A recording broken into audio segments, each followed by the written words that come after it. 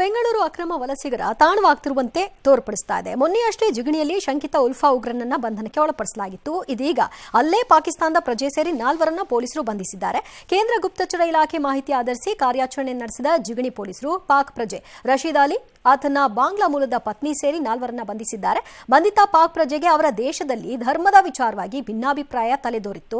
ಹೀಗಾಗಿ ಪಾಕ್ ತೊರೆದು ಬಾಂಗ್ಲಾಗೆ ಬಂದಿದ್ದ ಆತ ಅಲ್ಲಿನ ಯುವತಿಯನ್ನ ಮದುವೆಯಾಗಿದ್ದ. ನಂತರ 2014ರಲ್ಲಿ ನೇಪಾಳ ಮೂಲಕ ಭಾರತಕ್ಕೆ ಬಂದು ಅಕ್ರಮವಾಗಿ ನೆಲೆಸಿದ್ದ.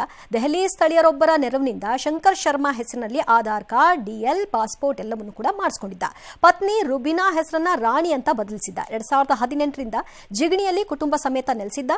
ಆನ್ಲೈನ್ ಫುಡ್ ಡೆಲಿವರಿಯಾಗಿ ಕೆಲಸ ಮಾಡ್ತಾ ಇದ್ದ. ಅಲ್ಲದೆ ನೇಪಾಳದ ಸಂಘಟನೆಯೊಂದರ ಪರವಾಗಿ ಧರ್ಮ ಪ್ರಚಾರವನ್ನು ಕೂಡ ಈತ ಮಾಡ್ತಾ ಇದ್ದ. ಇದೀಗ ಪೊಲೀಸರು 4 10 ದಿನ ಕಸ್ಟಡಿಗೆ ಪಡೆದು ವಿಚಾರಣೆ ನಡೆಸ್ತಾ ಇದ್ದಾರೆ. ಇವರು 10 ವರ್ಷದಿಂದ ದೇಶದಲ್ಲಿ ಇದ್ದಾರಂತೆ. ಗುಪ್ತಚರಕ್ಕೆ ಯಾಕೆ ಗೊತ್ತಾಗಿಲ್ಲ ಅಂತ ಗೃಹ ಸಚಿವರು ಕೇಳಿದ್ದಾರೆ. 3 ಜನನೋ 4 ಜನನೋ 10 ವರ್ಷದಿಂದ ಇದ್ರು ಅಂತ ಒಂದು ಇನ್ಫಾರ್ಮೇಶನ್.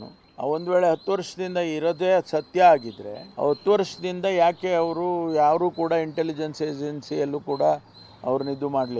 4 ಜನ ಅವರು ಇಲ್ಲಿ ಜಿಗಣಿಯಲ್ಲಿ ವಾಸ ಮಾಡ್ತಾ ಇದ್ದಾರೆ. ಕೆಲವು ಬೇರೆ ಡಾಕ್ಯುಮೆಂಟ್ಗಳು ಮಾಡಿಕೊಂಡು ತಗೊಂಡಿದ್ದಾರೆ. ಅದಕ್ಕೋಸ್ಕರ ನಾವು ಈ ಡಾಕ್ಯುಮೆಂಟ್ ಫ್ಲೋಡನಿಟಿಯನ್ನು ಅಪ್ಡೇಟ್ ಮಾಡಿದ್ದಾರೆ. ಅದರ ಸಂಬಂಧಪಟ್ಟ ಹಾಗೆ ಕೇಸ್ ಕೂಡ ಅದೇ ಈಗಲೂ ಏನೋ ರಿಲೇಟೆಡ್ ಪ್ರಕರಣದಲ್ಲೋ ಕೇಸಲ್ಲೋ ಅಥವಾ ಯಾವುದರಲ್ಲೋ ಅದು ಇನ್ಫಾರ್ಮೇಶನ್ ಏನೋ ಬಂದಿದೆ. ಅದು ಇವ್ರ ಬಾಮೈದಾನೋ ಬರುವಾಗ ಗೊತ್ತಾಗಿದೆ, ಸಿಕ್ಕಾಕೊಂಡು ಆಗಿ ಗೊತ್ತಾಗಿದೆ ಅದು.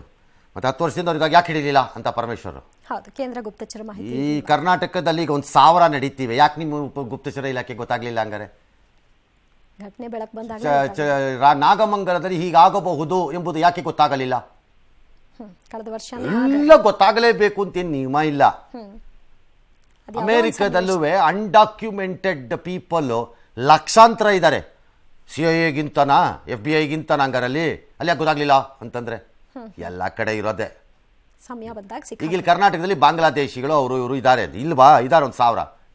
ನಮ್ಮ ಸ್ಟೇಟ್ಗೆ ಏನಾದ್ರು ಗೊತ್ತಿದೆಯಾ ಅದಂಗಾರೆ ಯಾರ್ಯಾರೆಲ್ಲ ಎಲ್ಲಿದ್ದಾರೆ ಅಂತ? ಇದು ಆಕ್ಸಿಡೆಂಟಲ್ಲಿ ಬಂದಿದೆ. ಇದು ಇಲ್ದಿದ್ರೆ ಇದು ಗೊತ್ತಾಗಕ್ಕೆ ಸಾಧ್ಯ ಇಲ್ಲ. ಇದು ಅವ್ರ ದೇಶದಲ್ಲಿ ಅವನಿಗೆ ಧರ್ಮ ವಿಚಾರದಲ್ಲಿ ಒಂದ್ ಸ್ವಲ್ಪ ಮನಸ್ತಾಪ. ಅವನು ಬಿಟ್ಟಿರ್ತಾನೆ ರೈಲನ್ನ ಮೋಸ್ಟ್ಲಿ. ಅವನು ಜೀವನ ಕಟ್ಕೊಳಕ್ ಬಂದಿದ್ದಾನೆ ಅನ್ನೋದು ಮಾತ್ರ ಸ್ಪಷ್ಟ. ಇದಲ್ದೇ ಏನಾದ್ರು ದೇಶದ್ರೋಹಿ ಕೆಲಸದವ್ರು ತೊಡಗಿದಾನ ಇಲ್ವಾ ನನಗೆ ಗೊತ್ತಿಲ್ಲ. ಬಟ್ ಜೀವನ ಕಟ್ಕೊಳಕ್ಕಂತೂ ಬಂದ್ಬಿಟ್ಟಿದ್ದಾನೆ. ಇಲ್ಲಿ ಸುಲಭ ಇತ್ತು, ಇಲ್ಲಿ ಆರಾಮು, ಅಲ್ಲಿ ಭಿಕ್ಷುಕ ದೇಶ, ಇದು ಸ್ವರ್ಗ. ಬಹಳ ಜನಕ್ಕೆ ಇದೇ ನರಕ. ಅದು ಪ್ರಶ್ನೆ ಬೇರೆ. ಬೇರೆ ದೇಶದ ಬಗ್ಗೆ ಪ್ರೀತಿ.